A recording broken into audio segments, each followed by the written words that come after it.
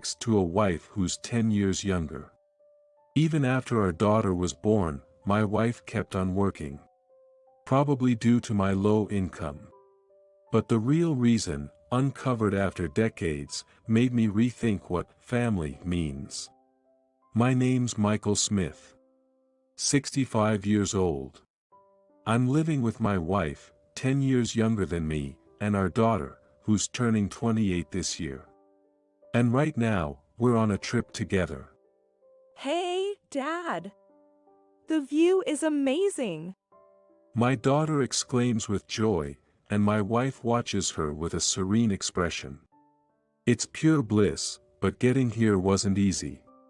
It's been a tough, diligent journey, filled with moments where I almost lost heart. One event from about 5 years ago remains unforgettable. I married my wife, Sarah, when I was 36. Back then, I had given up marriage, busy with work, until I fell for Sarah, who was working as a cleaning staff at my company. She wasn't the cheerful type, but her dedication to her job won me over. Sarah was 26 at the time. Despite the age gap, I pursued her relentlessly. But Sarah was hesitant, not just about marriage, but even dating. Yet, I couldn't give up on her. "I'll accept everything about you," I said with determination, and she agreed, tears in her eyes. As we got married, I learned a bit about her past. Her parents had divorced when she was young, and she lived with her mother. Her mother was hospitalized and not expected to live much longer. I could understand why Sarah was cautious about marriage. Of course, I was prepared for the 10 years age difference. I knew that a traditional marriage wasn't for us. And so, our belated newlywed life began. With my modest salary, Sarah had to work too. I told her even a part-time job a few days a week would be fine, but she insisted on working 5 days a week, saying, "I can't rely on you alone." Sometimes, she even took night shifts. It wasn't a luxurious life, but it was a happy one. A few years into our marriage, our daughter, Emily, was born.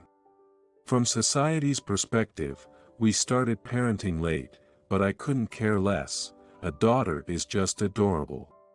I worked harder, and Sarah continued working while raising Emily. "You don't have to push yourself," I'd say, but my wife never showed signs of struggle. Emily grew up healthy and strong. However, as she grew, she went through a rebellious phase. Moreover, the fact that her parents were older than most and my lower income forced us into a modest lifestyle deepened the rift between us. You're okay with making Mom work so hard? Emily once said. I had no response, only an apology. "I'm sorry." But around that time, I started to plan for my resignation, like a finish line, on the horizon. Just a little more patience, I thought. Days passed by. Emily graduated high school and found a job without saying much. I didn't know what to say to my quietly working daughter. As the days were coming closer, I was nearly reaching my goals. As a first step, I suggested to Sarah that it might be time for her to quit her job. We didn't have to worry about money anymore, and I thought it would be better for Sarah's health to stop working. "I'm sorry for making you push yourself so hard," I told her, but she firmly replied. "I'll continue working." Was I not trusted enough? But I couldn't bear it if she harmed her health. There was no need to beat around the bush, but when I was about to tell her something I had been holding back since my resignation, "I have a debt," she said with a trembling voice, the first time I'd ever heard her sound like that. We hadn't bought a house or anything, so there was no debt on this home. Confused about what she meant, Sarah continued with tears in her eyes. "It's the debt my father left behind." Apparently, Her father had made a significant debt with her mother as a co-signer. After the divorce, her father disappeared, and a debt worth hundreds of thousands of dollars fell on her mother. Sarah decided to repay the debt in place of her mother, working non-stop since her teenage years. I want to pay it off by myself. I don't want to trouble you or Emily. The reason Sarah was cautious about marriage might have been this debt all along. For decades, while contributing to our household, she had been repaying a debt for a father she couldn't even remember. Shocked by this revelation, I was speechless. "How much is left?" I asked, and she said about $10,000.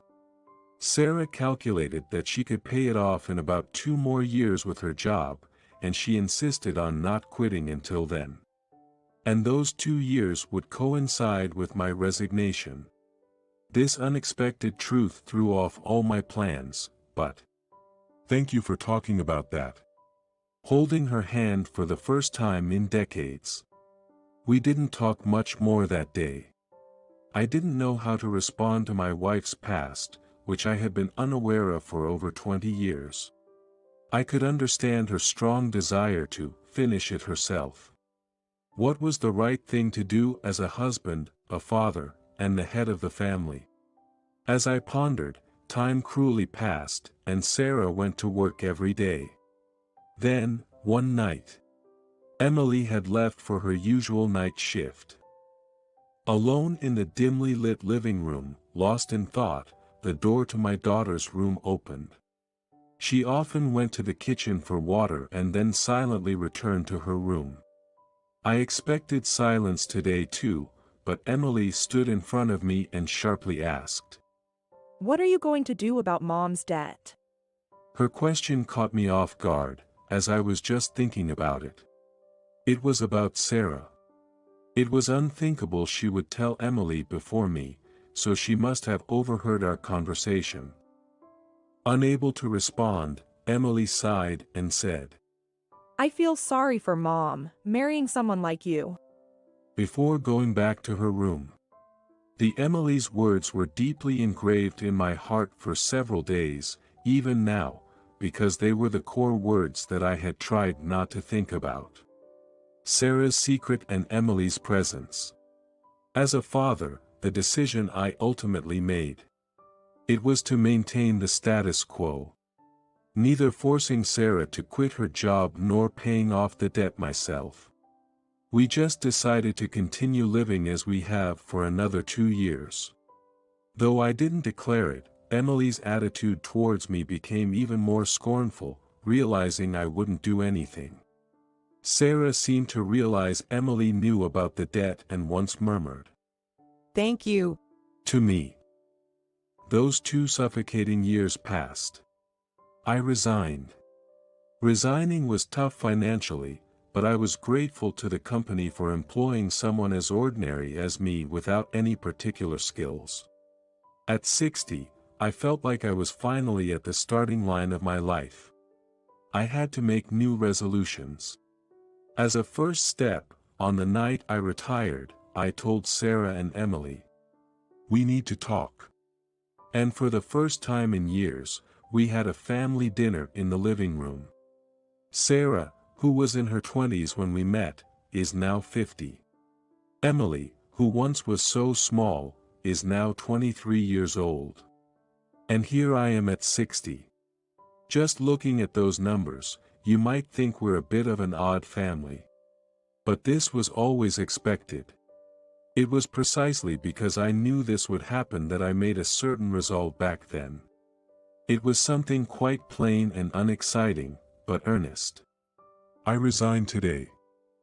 Of course, I don't expect you 2 to celebrate, but I do want to apologize to you both. I said this, looking at Sarah, who seemed on the verge of tears, and Emily, who wouldn't even make eye contact. I'm truly sorry for always making you endure this. I've been a pathetic father. I apologized. But from now on, I plan to dedicate everything to you too. Not time, but money.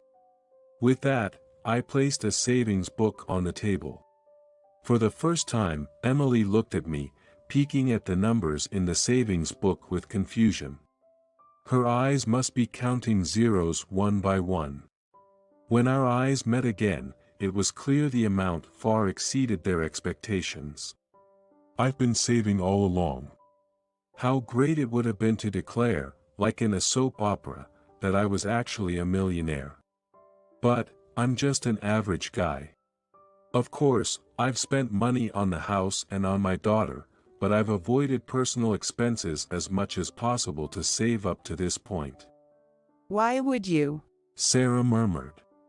"I'm 60 now. I'll probably be the first one to go." Saying it out loud, I also feel it's irresponsible. But this was the resolve I had when I married Sarah, who was 10 years younger. I could never be a great father. So, at least, I wanted to work hard and leave as much money as I could for my beloved family. So, this is for you two to use freely. Sarah, of course, you can use it to pay off the debt. But also for your own desires. Wait a minute. Emily interrupted, standing up and retreating to her room. Her expression was a mix of haste and surprise. A look I had never seen before. Then she came back from her room, holding a savings book in her hand. I also saved up a little for Mom's debt. The first record in her savings book was from about 2 years ago. Around the time she asked me, "What are you going to do about Mom's debt?" She probably thought to repay it herself after seeing my inaction. Tears flowed from Sarah's widened eyes, but she stood up and pulled a document from her bag. It showed a large sum and the word, "Paid in full." Sarah had managed to pay off her father's debt exactly as planned. The reason I could pay off a debt for a father I don't even remember is thanks to you both. Sarah began with a trembling voice. You two showed me the strength and beauty of family. I couldn't have endured it alone. 2 savings books and 1 document lay on the table. Each one has its own money written on it, but each of them seemed like crystallization that had been steadily accumulated for the sake of the family. Sarah reached out and grabbed Emily's hand. Emily, sorry for being such pathetic parents. But both your father and I truly love you. You'll understand someday. Tears had wetted Emily's face before we knew it. Dad, I'm sorry for everything. Hearing her shaky voice made my vision blur. Then Sarah, holding Emily's hand with her right, took mine with her left and said, Please don't talk about going to the heaven first. Our family is surely becoming a real one from today. 5 years have passed since then.